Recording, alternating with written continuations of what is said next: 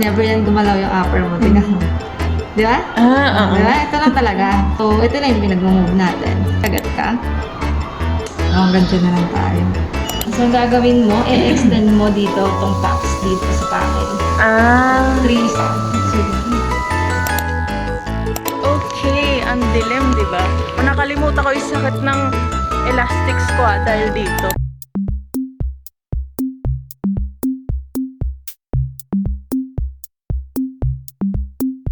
Hello Mother Dear! Hello Silver! So for today's vlog ay ayan na naman, paakyat na naman tayo. Alam nyo na yan, papunta tayo sa Dentacare. Kasi nga sa pinakatuktok yan. And ayun na nga, papa-adjust ulit ako dahil ayun na, malapit na tayong matapos talaga dyan sa braces na yan. And tatanggalin na yan siya. Kaya sinusulit niya yan mag-smile para ipakita yung brace niya. Wow! Ipakita ko siya ng pink ulit. Okay, so ang pinakaunang ginagawa yun nga, tatanggalin yung mga goma at papalitan ng panibagong goma yan. And, hindi Jud. Pero ang pinakauna talagang ginagawa talaga dyan ay chine-check yung smile ko, yung bite ko and everything bago tanggalin ni Doc kay kanya talaga siyang gi-analyze ba para maayos. Ay, anong palang mo? Plan mo na? Malapit na to. Kasi hindi na natin tumubo yung wisdom tooth mo sa upper lip. So, para lang din may context kayo, kay mahirap lagi kung walang context ba kayo kasabot. So, ayun na nga, ang ginatukoy niya dyan is yung operasyon nga dito sa aking lip or dito sa frenectomy kanemi root. Kailangan na siyang gawin kasi katulad na sinabi niya, wala nang imo-move sa ngipin ko, mabibilang na lang sa daliri yung adjustments ko. So, kailangan ko na siyang ipaayos para sumabay siya dun sa closing ng everything and sa finishing. Kailan mo? Kasi ko na to. So, dahil alam niyo naman ako, indecisive girly, so hindi ko talaga siya nasagot ng eksaktong date. Kasi nga, ayun, hanggang ngayon, nagde-decide pa rin ako kasi walang katapos ang pagdedesisyon to. And, hindi ko muna sasama yung talk namin about it kasi gusto ko, private muna siya. Pero, anyways, maiba muna tayo na usapan. Dito muna tayo sa color ng aking braces dahil yun yung mas maganda pag-usapan today. So, ayun na nga, pink pa rin yung kinuha ko dahil favorite color ko siya and maganda kasi siya sa ngipin ko. Feeling ko walang papalag kasi nga kapag tingnan nyo, pag ngumiti ako, mukha siyang gilagid, diba? So, parang ang dami kong gilagid pag ngumiti ako. And para kasi wala, ang cute niya lang. Yun lang. Tingin ako. Kunti na lang compromise na tayo dito. Ano tayo magagawa? Kasi wisdom tooth mo tumubo na sa upper lip, diba? Ito, wala akong wisdom tooth dito. Pwede mo, okay na no? Tinitingnan ko pa kung ay hindi, nag-i-slide pa, sige. Pero tingnan mo yung sabit ko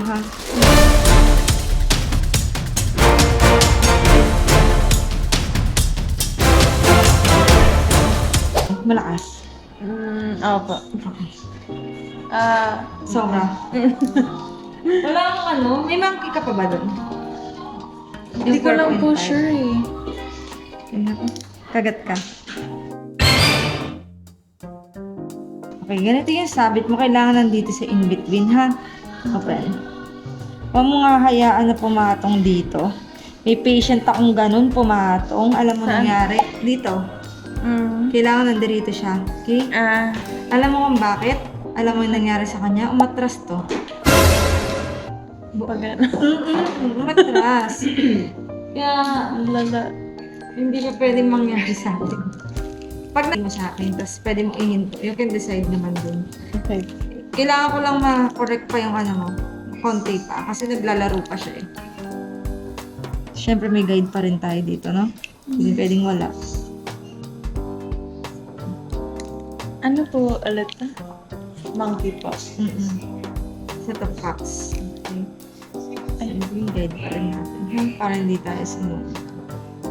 So, if you see na umaatras to, kasi diba, pinag-elastic kita ng class ko, pina-forward ko to Hindi naman kasi nag-move to, yung upper mo. Mag-move talaga ito. Ito yung movable, diba? Pag nag-open ka or nag-sideways, ito yung gumagalaw. So, ito immovable to. Ito ang nag-move. Okay. So, kapag nag-class to tayo, it means pina-forward na natin to. Hindi to nag-backward. Diba? Okay. Akala ko ito po yung gumagalaw. Kasi ang ginawa natin, ito, tsaka elastic. Hindi mag-move yan.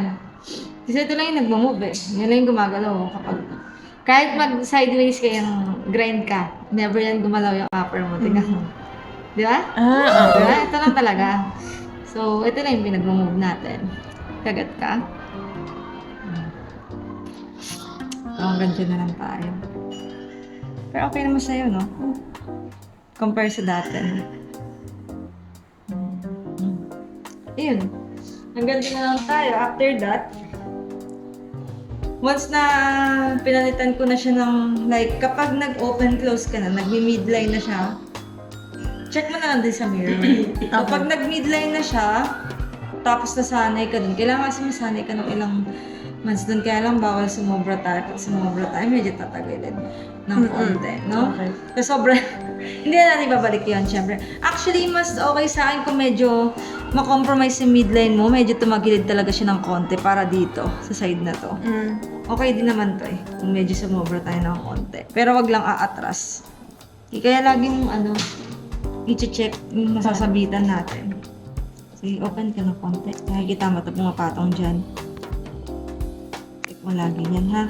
Hindi kayo pwedeng pumatong dun. Aatras yun. Backward yun dun. Okay? Ganyan lang. Sa gilid. Dito. Kagat. Malakas kasi yung nabigay ko sa'yo eh. Ayan, nag-midline siya, oh. Ayoko lang umatras. Kasi kung sakaling matras ng konti, class 2 ulit tayo.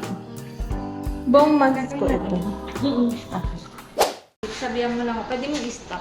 Basta minimum natin 3 weeks. Okay. Okay. You can open, close, nag-midline. Okay na, mag-smack ko na siya.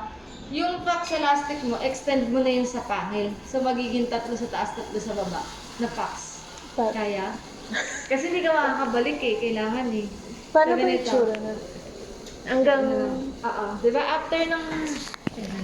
So, after ng midline elastic mo dito, thank you. so, ang gagawin mo, i-extend mo dito tong fax dito sa pangil. 3, no? Okay ha. Sige. Thank you po so much. So, syempre, hindi naman tayo matulog talaga doon sa sa dentist natin or sa dental care. Kaya, umuwi ako, syempre. And, hindi naman sa sorry kung may kumakain. Pero hindi dahil sa pero, sobrang sakit kasi, be. Tingnan mo, sakay ko pa lang talaga ramdam ko na talaga na sobrang sakit niya kasi, tingnan mo, hindi gaganyan yung mukha ko kung hindi siya masakit, kung kaya ko pa siyang tiisin. Pero dahil hindi na siya bearable, kahit sa public, ganyan yung itsura ko. And anyway, syempre, diba, magmamaganda ka pa rin kahit nasaktan ka na sa ngipin mo. And dahil nga, ayun, diba, nag-CR tayo kanina, tapos napadaan tayo dyan sa sale nila. Ayun, nabudol ang ate mo, girl. And syempre, bumili ako ng sapatos na may 3 palapag.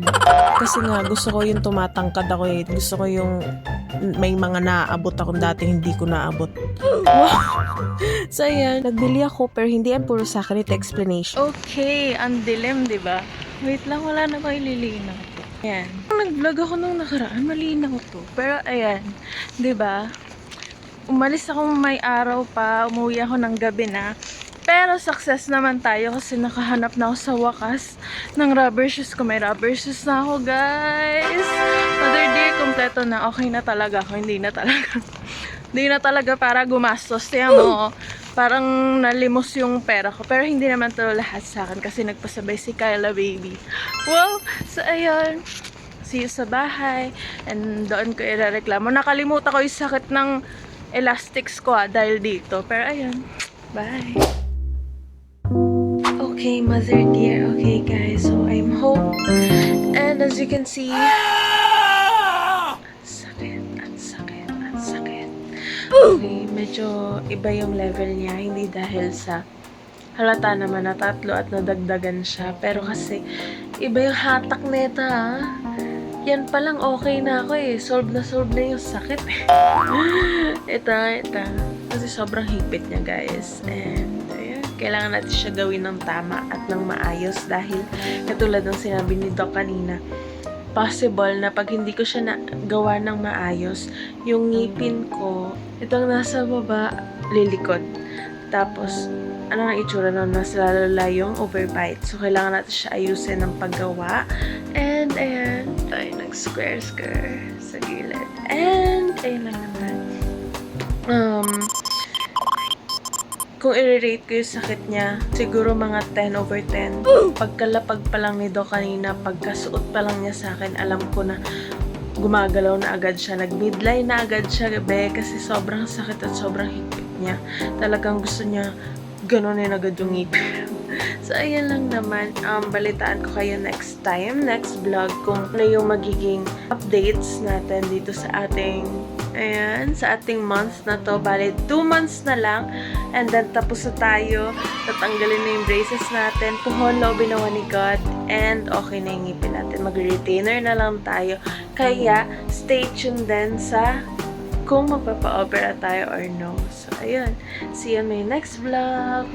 Miss you, ma. So, ayun na nga, no, kahit nagre-reklamo ako, punong-puno ako ng pagre-reklamo ng masakit makirot, minuminuto, kasi minuminuto ko rin nararamdaman talaga yung kirot talaga niyang elastics na yan.